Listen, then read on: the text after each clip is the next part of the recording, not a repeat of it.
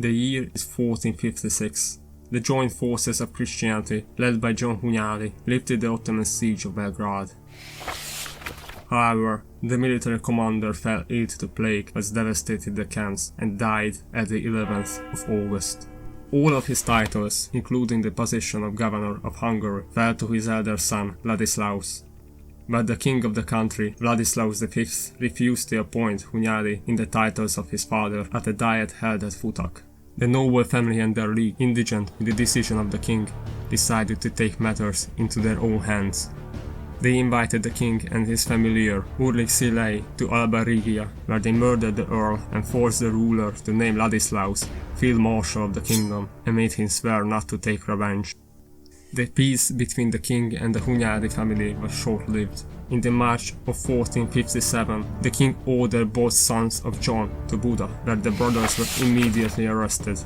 Ladislaus was sentenced to death by decapitation and was executed on the 16th of March.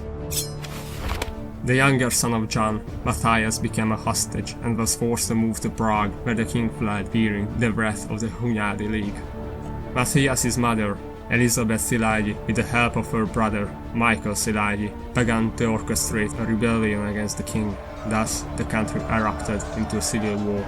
The conflict, however, was short-lived, since Ladislaus V suddenly died at the age of 17 without an heir, and with him died the branch of Albert of the Habsburg family. The Duchy of Austria was inherited by Threaty I, Holy Roman Emperor, but the kingdoms of Bohemia and Hungary had to elect their own monarch. The strongest claims belonged to the late king's sisters, Anna and Elizabeth, and with them to their husbands, William, Prince of Saxony, and Casimir IV of House Jagiellon, King of Poland. The other candidate was Frederick I, who was the strongest male relative of Ladislaus. The emperor's claim was further strengthened by the possession of the Hungarian Holy Crown, which was sold to him by the king's mother along with multiple cities on the western border. Despite their rights, none of them pursued the Hungarian throne other than sending their envoys to the election. This is due to the fact that Casimir was occupied by the war against the Teutonic Order, Saxony was too far away from Hungary, and Frederick had a rather troubled internal conflict at home to deal with. The lords of Hungary had another vision in their minds. They wanted a king of their own. A ruler who can restore the peace between the feuding houses of the kingdom and can take up arms against the invading forces. Their candidate was the captive Matthias, since the Hunyadi family was one of the wealthiest of the country and held full control over eastern Hungary. Matthias was also supported by the Pope Calixtus III, who hoped that the young king would continue his father's legacy as the sword of Christendom against the heathen conquerors. The Palatine of Hungary, called Ladislaus Garai, who took part in the execution of the elder Hunyadi, was the first to open negotiation with the Szilágyi siblings. In January of 1458, the Hunyadi League and the past supporters of King Ladislaus reached an agreement at Szeged. The royalists would support the claim of Matthias. In exchange, the League would forgive their involvement in the execution, and in addition, Matthias had to marry Garai's daughter, Anna. At January 24th, 1459, Matthias was elected King of Hungary at Rákosfeld, and Michael Szilágyi was made his regent for 5 years. In Prague, the captor of the king, Governor George Borjevár, was afraid of Casimir's claim to the Bohemian crown. He made a pact with Matthias that he would let him free and support him if he weds his daughter, Catherine. Matthias returned to Buda on the 14th of February, where in the absence of the Holy Crown, he officially took the throne.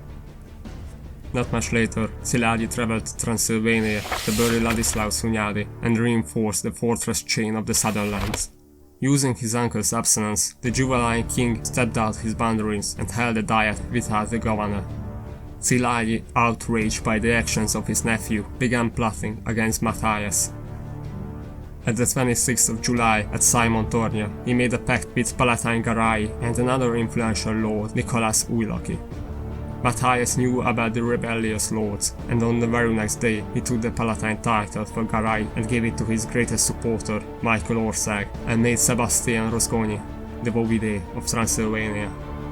In the light of these events, Szilágyi resigned his titles of both governor and regent, but Matthias was still furious about his uncle's betrayal, so he imprisoned him at Világosvár at the end of the year. The king's retaliation didn't manage to stop the scheming lords, however. They managed to convince Threaty III to become the ruler of Hungary and elected him at Güney on February 1459. Despite having the Holy Crown, the emperor did not have a coronation. Cardinal Carvajal, who was the head of the Hungarian Papal Legate, opposed the election of Frederick since Matthias was still supported by the Holy See. The flames of the civil war arose once again. April 7, 1459. The royal army, led by Simon Szent Mártoni Nagy, engaged in a battle with the rebellious lords near Körmend, where they suffered a terrible defeat. Matthias had to change his tactics.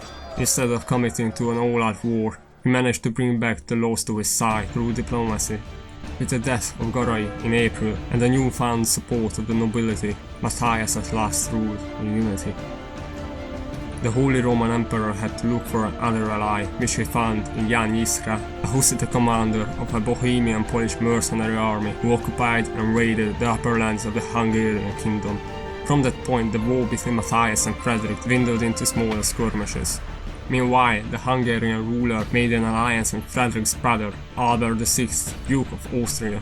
However, both alliances lacked any long-term consequences, since the Pope, Pius II, managed to bring the rulers to an agreement. In the July of 1463, the Treaty of Wiener Neustadt officially marked the end of the war. According to it, Frederick gave back the Holy Crown and the city of Sopron in exchange for 80,000 florins. The emperor could keep the title of King of Hungary. Furthermore, he could keep all of his conquests on the western border.